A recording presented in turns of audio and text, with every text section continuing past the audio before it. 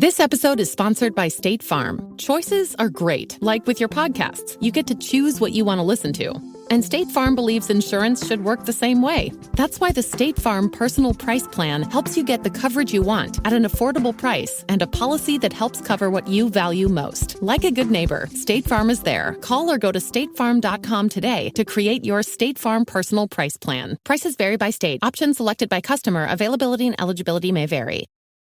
Reese's Peanut Butter Cups are the greatest, but let me play devil's advocate here. Let's see. So, no, that's a good thing. That's definitely not a problem. Reese's, you did it. You stumped this charming devil. The Purple Mafia, with your host, Paladino Joey. Well, we'll see. The doctors would disagree, but what do they know? So let's just say that you'll pay me because it's in your interest to pay me. Is it worth it? I mean, you've won. Do you want to wipe everybody out? I don't feel I have to wipe everybody out, Tom. Just my enemies. That's all. My father taught me many things.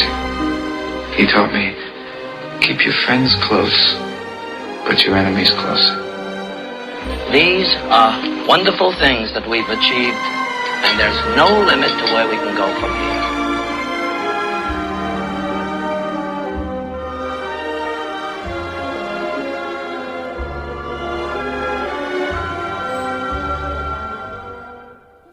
Welcome to the family with Purple Mafia. It is Wednesday, January 28th, 2009. It is episode number 25 on Purple Mafia, Minnesota Vikings podcasts here on thesportstuff.com and iTunes. I thank you always, each and every one of you, for downloading and listening to this hit show here in the Twin Cities. And today we're going to talk about a Superbowl preview between the Pittsburgh Steelers and the Arizona Cardinals. So that will be the main theme of today's show. Still not too much Viking news going around. Just a little teeny hint at Vikings looking a little bit at the stadium in Los Angeles. We're going to talk a little bit about that, but first, we're going to talk about that first, and then we'll get into the preview for the Super Bowl. So, first and foremost, though, here on thesportstuff.com, the front page, there is a button in the upper right-hand corner that says TSS Boards. Click on that. That way you can sign up to be a member of thesportstuff.com, where you can interact with all of us members on thesportstuff.com in the message boards and vote on polls for the podcast in the podcast section. Also, just maybe, if you would like, you could have your own podcast. All you have to do is record a show on Audacity, turn it into an MP3, and then send it to Dylan Richardson. That's right, Dylan Richardson. And we'll see how that goes. Perhaps you could be a podcaster also on thesportstuff.com someday. Well, with no further ado, we're going to take us a quick break, and we will return here on Purple Mafia right after this.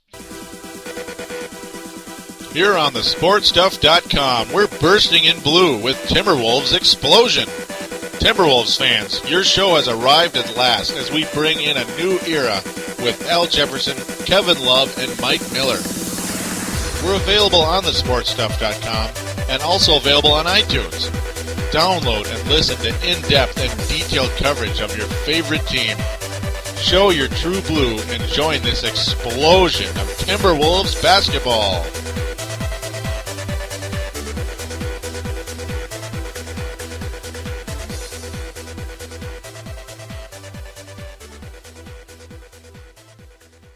And we are back here on Purple Mafia, episode number 25, Super Bowl preview, and a little talk about the Vikings monitoring the progress of the stadium in Los Angeles. Very interesting, so that's a reminder for you iPod users out there.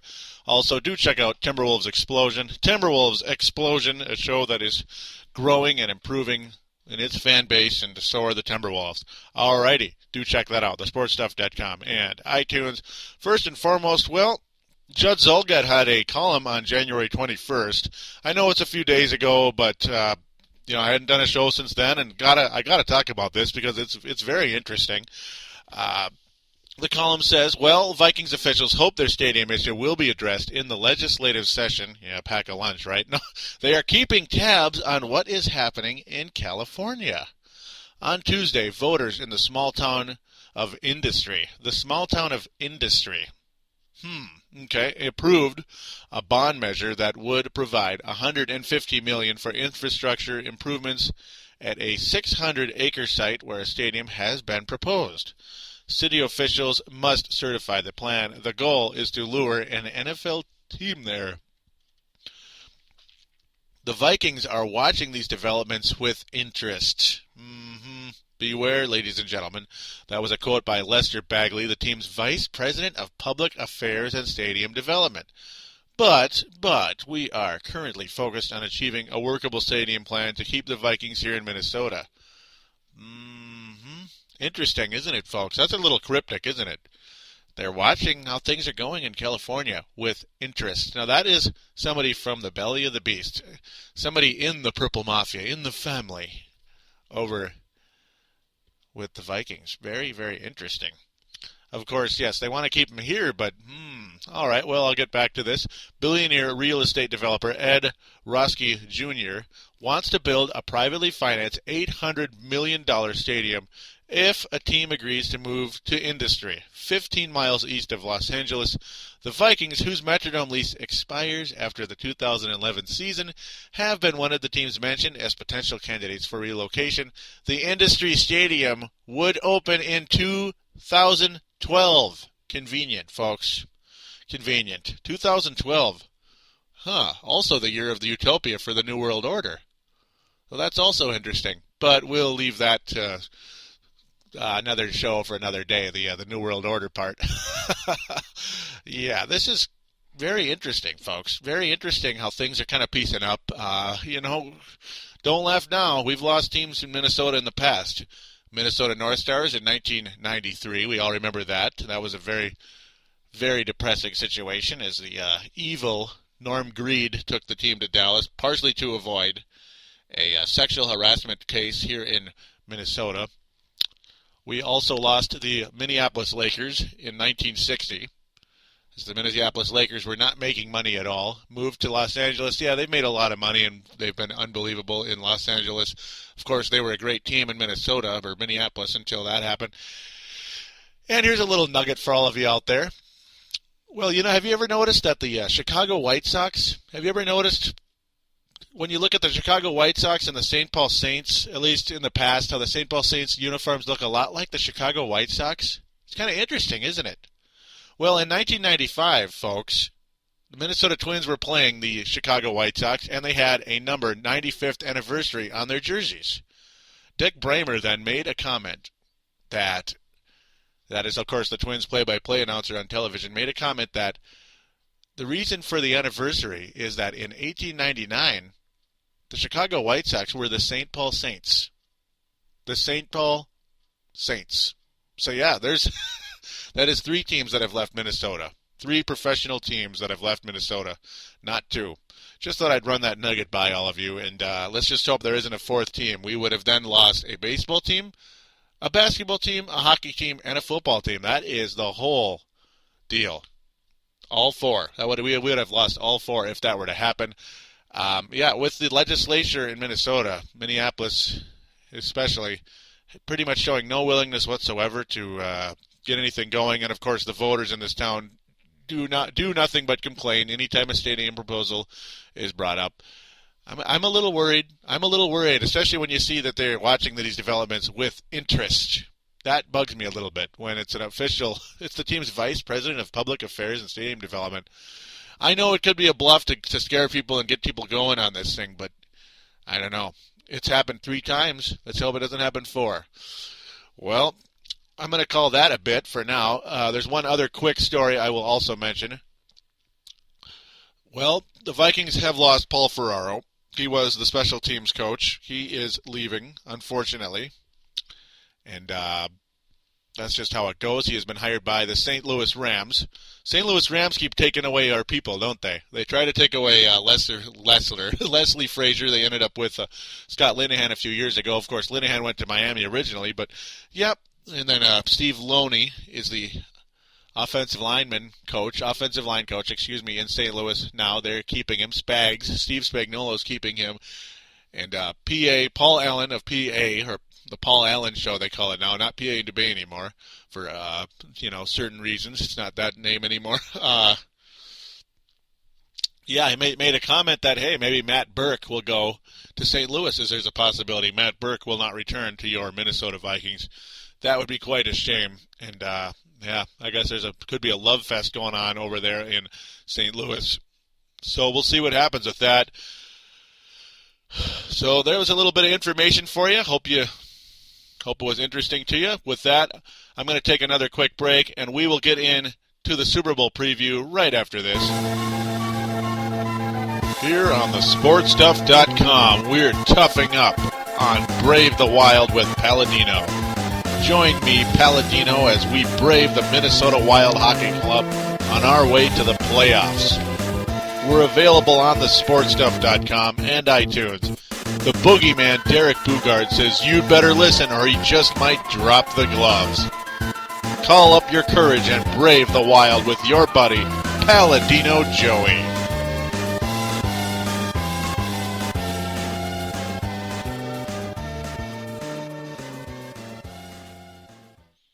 And we are back on Purple Mafia again. A reminder for iPod users, do check out Brave the Wild, Minnesota Wild Hockey podcast. I'm never going to get over that, am I? As it is a alternative show to the Minnesota Wild podcast. It is a alternative media, not the Minnesota Wild media, where they pretty much are just going to kiss the Wild's butt and not really say anything against the Wild, whereas I might on occasion, and kind of often actually. But because things have not been so great. But do check that out. All right, Super Bowl preview. We all know it's Pittsburgh and Arizona. A very interesting deal. Pretty much Pittsburgh became the favorite immediately after week 2, when the New York Giants and the Tennessee Titans were eliminated along with the Carolina Panthers. I mean, it was plain as day. The Pittsburgh Steelers were the favorites to win the Super Bowl at that point in time. And, of course, how they took out the Baltimore Ravens in a pretty much just a messy game. Not the most exciting thing I've ever seen. Arizona Cardinals continue their miracle run, and they're in the Super Bowl, which is just totally amazing. But right now, when I look at these two teams, and who's going to win this game, I'm going to have to go with the Pittsburgh Steelers. That is my official prediction in the Super Bowl. I am picking the Steelers to win by 4, not by any more than that. A lot of people in this town, and probably all over the country, are thinking the Steelers are going to crush in the Super Bowl. No. Just like last year, I think it's going to be a close game, and who knows, maybe the underdog will pull off a miracle, but I'm not picking that to happen. I do think the Pittsburgh Steelers win the championship this season, and they're 6th, making them the winningest team in NFL history in terms of Super Bowl championships. They will then officially be the pinnacle of NFL immortality, as they will have passed the San Francisco 49ers with 5. They were the first team with 5, which I loved, passing those evil Cowboys. But then the Cowboys got their 5th. That pissed me off. When it was Cowboys and Steelers back in the Super Bowl in 1995 was January 96, but you get the idea. Well, here are the Steelers going for their 6th. And I think it's going to happen, folks. I really think it's going to happen. Max Shepman of the Steel Pit on the sportstuff.com. Your team is probably going to win another one, folks. And, I wish the best for you, though. I would love to see Arizona win this game. I really would.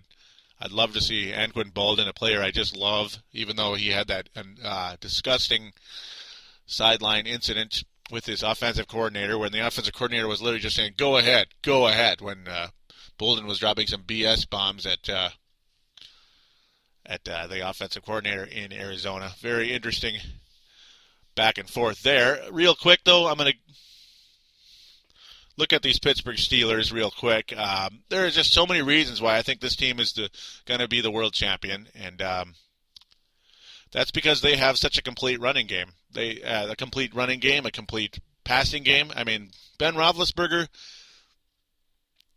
is a quarterback. He's not the greatest quarterback of all time or anything, but he is a very good quarterback, and he's good enough with his 17 touchdown, 3,300 yard season. Luckily, he was able to survive what could have been a much worse situation in the final game of the season when he had a pretty nasty concussion and was carried out on the gurney. That was pretty scary stuff. That is when I picked the Steelers to get beaten by probably, I thought it was going to be the Indianapolis Colts in the second round, of course, with the bye. Now, Ben Roethlisberger's numbers this year, not even close to last year's awesome season. I mean, in 2007, Ben Roethlisberger had a quarterback rating of 104. That is amazing.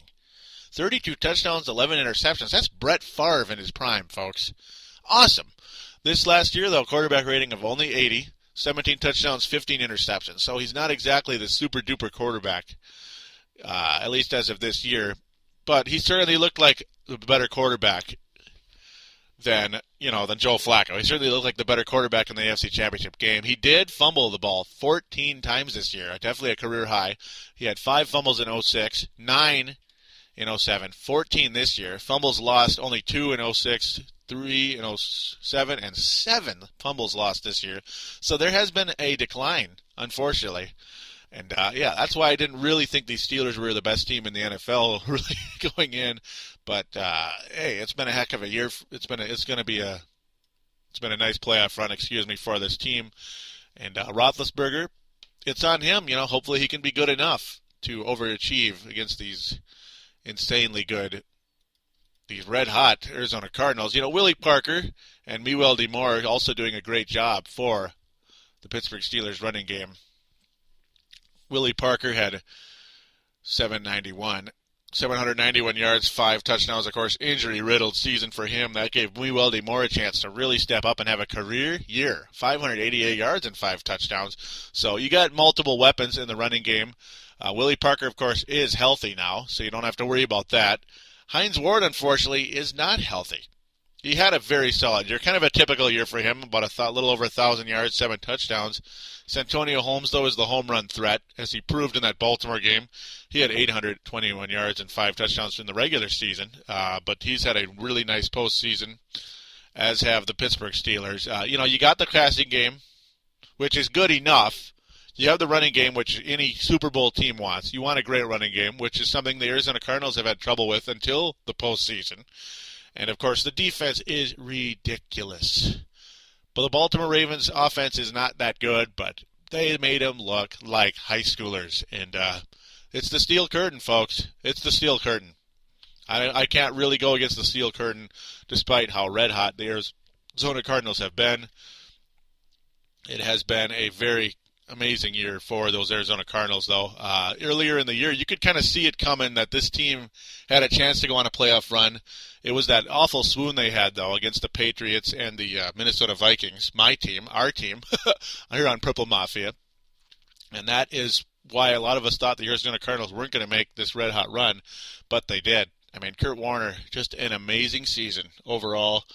The receiving tandem easily tops in the NFL with Bolden and Fitzgerald, though, of course. Anquan Bolden has had injury problems, and that is why he wasn't really playing much in the NFC Championship game and got in that cuss match with his offensive coordinator.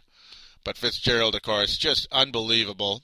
And if Warner and Fitzgerald can get off to a good start, that is the key.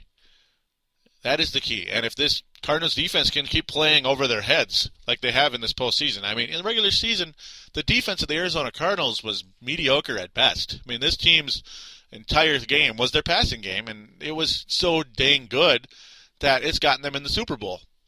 And it got them in the playoffs to begin with, and then ultimately to the Super Bowl. But, yeah, if their defense can keep playing over their head like they have, Antrell Roll can get an early turnover on Ben Roethlisberger, who, of course, as I mentioned, is not perfect, folks. Not even close.